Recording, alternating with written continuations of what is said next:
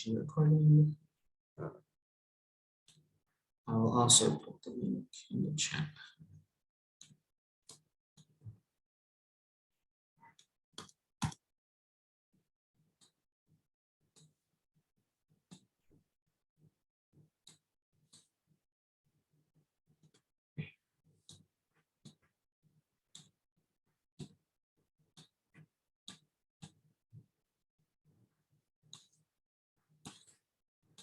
Okay, we'll get started today. So our topic this week is for week 5, time value of money. All right, so the first topic we're going to be talking about is this idea of discounting.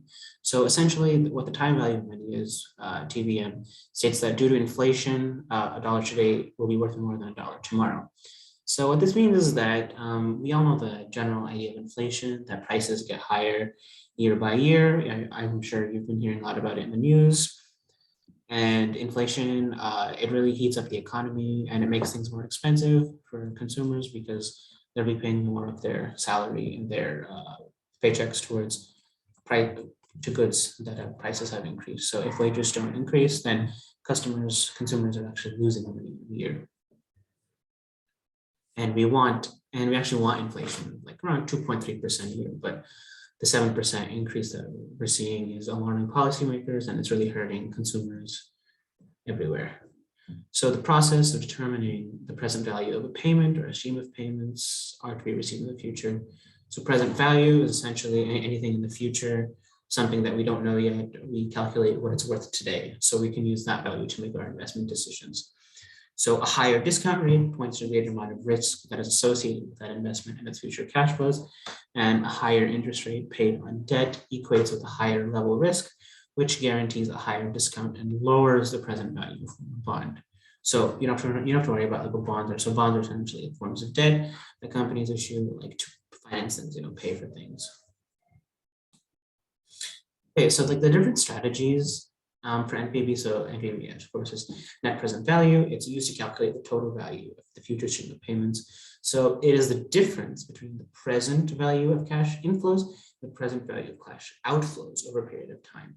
So it's the value like in today's money, if you were doing it today or like any specifically on that day, the amount of money that's coming into the company in cash and the amount of money that's going out in cash. It's used in capital budgeting, we talked about earlier, to essentially analyze, profitability of a projected investment project. And of course, if an NPV is positive, then our project will be profitable. So to calculate NPV, so the first step is we have one cash flow. We have two different methods to start off with. One of them is one cash flow from a short-term project. Our NPV in this case would be the cash flow itself divided by the whole expression 1 plus I raised to the power of t minus the initial investment, where I is the interest rate and t is time in years. And the second method is multiple cash flows from a longer term project. This is when you have a project for more than, let's say, 5 to 10 years. And the NPV in this case is the present value of the expected cash flow subtracted from the present value of the cash that has been invested into the project. Okay, so common practices in real world firms. So the time value of money states that $1 not invested is $1 lost. This is because, as we mentioned earlier, the purchasing power of $1 will decrease over time.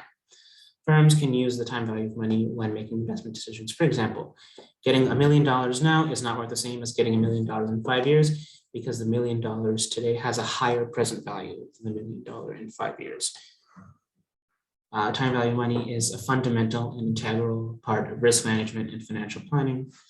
It is also the central component of the discounted cash flow analysis and is one of the most popular methods for valuable potential investment opportunities.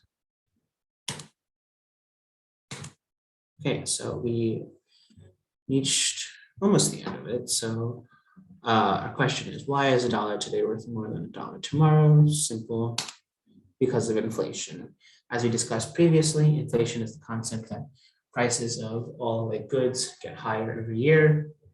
And in this case, every month, things are getting more and more expensive. So the dollar that we have today, its purchasing power, even though it's still $1, it can buy less yet tomorrow than it can today because of inflation.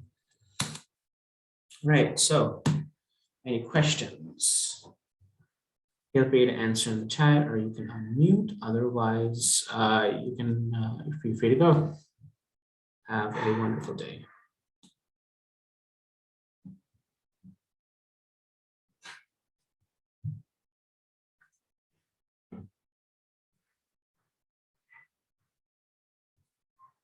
Thank you.